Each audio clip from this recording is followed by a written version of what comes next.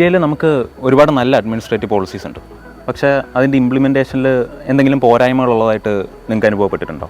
ഇതിലൊരു പോരായ്മയുണ്ട്. ഇപ്പോൾ സെൻട്രലും സ്റ്റേറ്റും രണ്ട് പാർട്ടികളാണ് ഭരിക്കുന്നതെങ്കിൽ അവിടെ പോളിസികൾ നടപ്പാക്കുന്നതിന് ബുദ്ധിമുട്ടുണ്ട്. അതായത് ഈ പോളിസി ഇംപ്ലിമെൻറ്റേഷനിലെ ഏറ്റവും വലിയ പോരായ്മയാണ് സെൻട്രൽ സ്റ്റേറ്റ് കോൺഫ്ലിക്റ്റ്. ഇപ്പം ഏതൊരു പോളിസിയുടെയും എഫക്റ്റീവ്നെസ് അസസ് ചെയ്യുന്നത് ജനങ്ങൾക്ക് അതിൽ നിന്ന് ടൈംലി ബെനിഫിറ്റ് കിട്ടുന്നുണ്ടോ എന്നതിനെ ബേസ് ചെയ്താൽ. ഇപ്പോൾ right to service act, e governance act പോലുള്ള നിയമങ്ങളുള്ളതുകൊണ്ട് എല്ലാ സാധാരണക്കാർക്കും ടൈംലി ബെനിഫിറ്റ് കിട്ടുന്നുണ്ട്. അപ്പം അങ്ങനെ നോക്കുമ്പോൾ പോളിസി ഇംപ്ലിമെൻറ്റേഷനിൽ പോരായ്മകൾ ഇല്ലെന്നാണ് നമ്മൾ അതിൽ നിന്ന് മനസ്സിലാക്കേണ്ടത്. നിലവിൽ ഇന്ത്യയിൽ ഒരുപാട് അഡ്മിനിസ്ട്രേറ്റീവ് പോളിസി ഉണ്ടെങ്കിലും അതൊക്കെ സാധാരണക്കാർക്ക് പ്രയോജനപ്പെടുകയാണെന്ന് എനിക്ക് തോന്നിയിട്ടില്ല.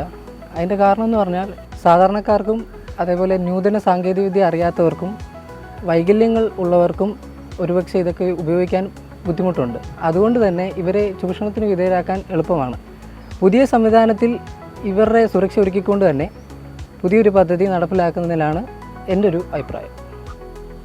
ഈ പോളിസി ഇംപ്ലിമെൻറ്റേഷനിലെ ഏറ്റവും വലിയ പോരായ്മ എന്ന് പറയുന്നത് ബ്യൂറോക്രാറ്റിക് ക്യാപ്ചറാണ്. ഈ ബ്യൂറോക്രസിയുടെ ഇന്നെഫിഷ്യൻസി കാരണം പല പോളിസീസും പാതി വഴി നിന്ന് പോകുന്നുണ്ട്. അപ്പോൾ ഇതിൽ പോളിസിയൊക്കെ വരുമ്പോൾ എന്ന് പറഞ്ഞാൽ ഓരോ ഗ്രിവൻസ് എല്ലാം അവർ ഏർപ്പെടുത്തിയിട്ടുണ്ട്. നമുക്ക് ഈ സർവീസസ് ആക്സസിബിൾ അല്ലെങ്കിലോ അല്ലെങ്കിൽ എന്തെങ്കിലും കറപ്ഷൻ ഉണ്ടെങ്കിലോ അതൊക്കെ ഇൻഫോം ചെയ്യാനായിട്ട് ഈ ഗ്രിവൻസ് എല്ലാം ഉണ്ട്. പക്ഷേ അതിൽ നിന്ന് റിസൾട്ട് കിട്ടുന്നില്ല. അതായത് ഈ ഗ്രിവൻസ് എല്ലിൻ്റെയും ബ്യൂറോക്രസിയുടെയും ഇന്നെഫിഷ്യൻസിയാണ് വരുന്നത്. ആ പോളിസി അതുകൊണ്ട് തന്നെ ജനങ്ങളിലേക്ക് എത്തുന്നില്ല, ബെനിഫിറ്റ്സ് അവർക്ക് കിട്ടുന്നില്ല. സോ ഇംപ്ലിമെൻറ്റേഷൻ കറക്റ്റായിട്ട് നടക്കുന്നില്ല. ഇത്തരം സംശയങ്ങൾ നിങ്ങൾക്കുമുണ്ടോ? കേരളത്തിലെ മുതിർന്ന IAS ഉദ്യോഗസ്ഥനായ ഡോക്ടർ രാജു നാരായണസ്വാമിയോട് സംവദിക്കാൻ ഇതാ നിങ്ങൾക്കും ഒരവസരം. നിറവ് 2K25 ദേവമാതാ കോളേജിലെ വിദ്യാർത്ഥികളുമായി സംസാരിക്കാൻ അദ്ദേഹം എത്തുന്നു. സമകാലിക കേരളത്തെക്കുറിച്ചുള്ള നിങ്ങളുടെ ആശങ്കകളും അഭിപ്രായങ്ങളും സംശയങ്ങളും താഴെ കാണുന്ന QR കോഡ് സ്കാൻ ചെയ്ത് ഞങ്ങളെ അറിയിക്കും. തിരഞ്ഞെടുക്കപ്പെടുന്ന ചോദ്യങ്ങൾക്ക് ആകർഷകമായ സമ്മാനങ്ങൾ.